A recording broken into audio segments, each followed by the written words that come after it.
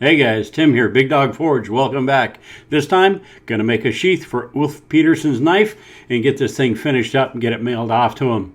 So we got a sewing machine modification, we got some stuff we went out and bought, and a sheath. Stick with me guys, should be fun. Alright guys, we're gonna start off with a little sewing machine modification. We drilled and tapped some holes into this arm in the appropriate place so we could mount this block. It has a 1/4-20 hole drilled and tapped in the center of it for mounting things to. And the first thing we're going to mount to it is going to be a guide. It's a little roller guide.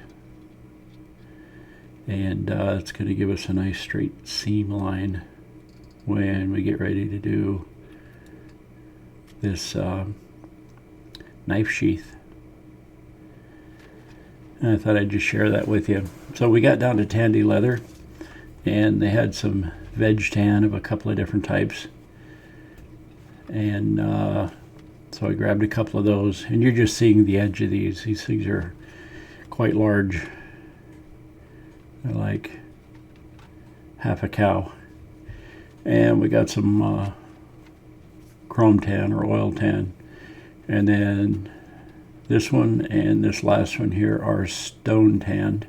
And this dark one actually is supposed to look distressed. So, and Big Dog had to get in on the action. I don't know what was going on. Little treats. And then we got some stuff for Christmas. A whole bunch of stuff from Tandy Leather that I had on my wish list, which is awesome. I wanted to fill up my little toolbox that I've got. And this toolbox, the old thing that came from Harbor Freight a long time ago. And I haven't used it in years. But I'm going to put all this leather working and sewing machine stuff in this thing. Get it set up so I can start learning a little bit more about leather work. I already do a little bit of it. You've seen some of that if you've watched the channel. But I'm going to start using it to embellish the ironwork a little bit more. So you'll see a little more of that on the channel as well. Get this thing loaded up. You know, my snaps, rivets, buttons, fasteners. And I got an edge beveler. I've never owned one of those before. And a little groove cutter and a groove guide. So we're going to try these things out. That works pretty slick. And we'll put a groove in this thing. You're supposed to be able to follow that with your seam, and it'll let the thread sit flush or below the surface of the leather as you're sewing it. So we're going to give this guy a shot.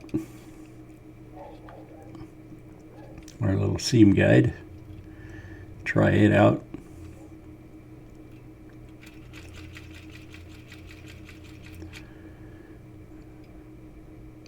And the whole setup works really, really well. Do a little back stitch.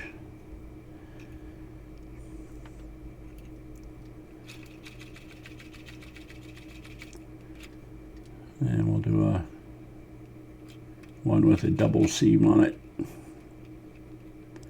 so we can get the tension adjusted just right. And this is a material we're going to be using in that sheath, so this will give us a good idea of what our stitch is going to look like for length and all that other good stuff. So pretty happy with that.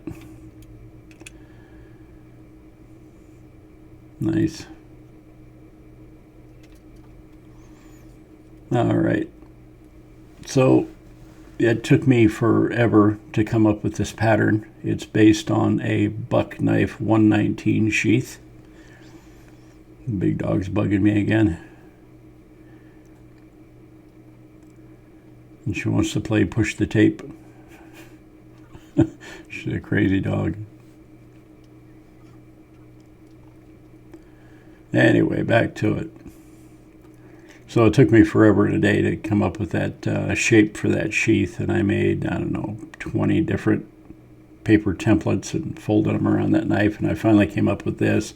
Like I said, it was based on a buck knife, a number 119. The knife was, and so was a sheath, and I got it as close as I could by looking at pictures, and a friend of mine at work has one, and he brought that in, so I took a good look at that. And it's got some weird little complicated curves, but if I did all my calculations correct, we should be able to get this thing to work. We're going to dry fit the welt on this side. See that I'm learning all these new terms. I figure if I'm going to make any more knives, I need to make some sheaths to go with them. So this sheath is actually for Ulf Peterson, and the knife I made for him. And sorry, Ulf, but it's going to come out a little rough. It's first like this. I'm putting it in a little detail groove.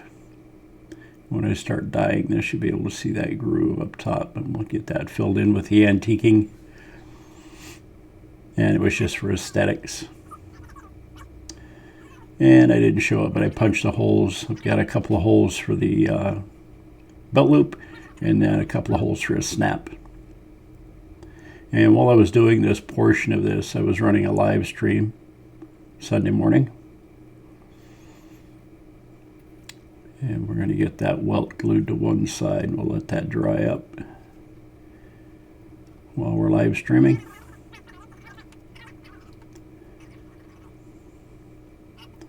And then we'll go ahead and put the belt loop on. And I'm seating this with copper rivets.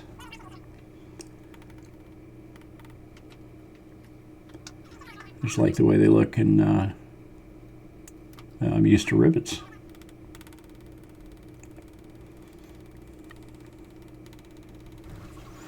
And like I said, this thing's going to be crude, and it's not going to be perfect, but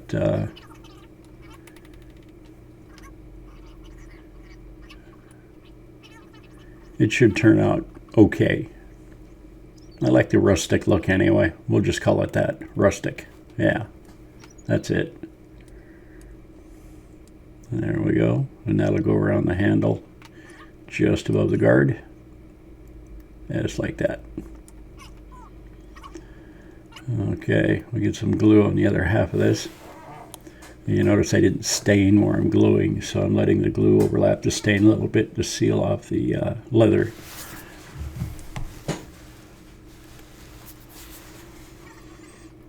We don't want any moisture on the inside there. That leather starts gathering up moisture, then it could rust the blade.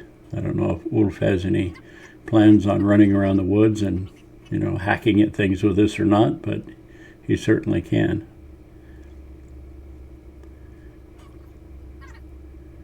There we go. So the pieces of leather on either side, those clips will make some indentations that are pretty bad. And those will keep that from happening too badly. All right, it's all glued up. We got the clips off, and we're gonna sand the edge down to make it nice and flat and even. Now the thing is that this sewing machine I've got, and the thickness of this leather, it has to push down pretty hard on it, so it's going to end up leaving like presser foot marks in the leather. And I really haven't discovered a way to keep that from happening. So it's just going to be a thing. Maybe I'll build a new presser foot for this thing with a different kind of a grip on the bottom. Some kind of rubber thing or something, I don't know. So you're going to notice that I'm going very slowly up around the corner of this thing. And once we get into this straight area, I'll go ahead and sew it normally. Just wanted to make sure that my stitch stayed in a nice straight line. And I didn't have far to go, so. All right, we get these little guys burned off. I have to go find my little torch here. I'd rather use a Bic lighter, but this is all I have that'll make fire at the moment. So I'll get done with this thing, and I'll take some pictures of it and show you guys a little bit better what it looks like. Gonna burnish the edge of this thing, and I made that little slicker tool myself. It's just a piece of hardwood and I turned it on a lathe. There we go. Fits pretty well actually. A little more practice on the aesthetics and these things won't come out too badly. So there you go, Wolf. It'll be in the mail to you soon.